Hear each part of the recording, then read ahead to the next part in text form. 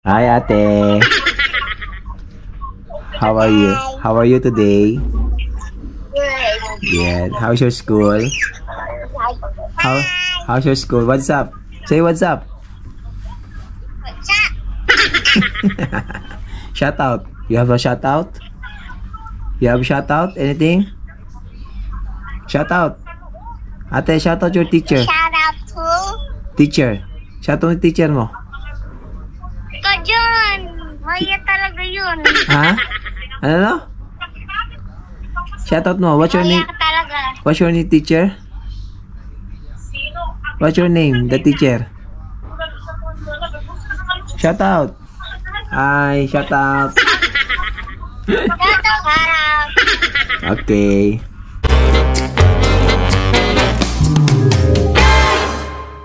Yo, good morning mga katropa. Kamusta?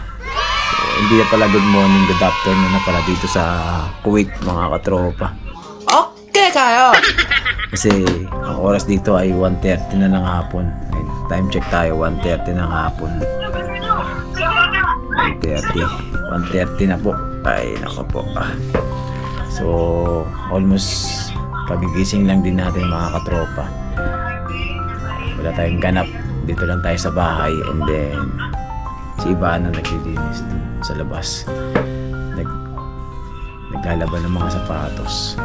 So, tignan natin yung mga alaga niyang mga pusa sa labas.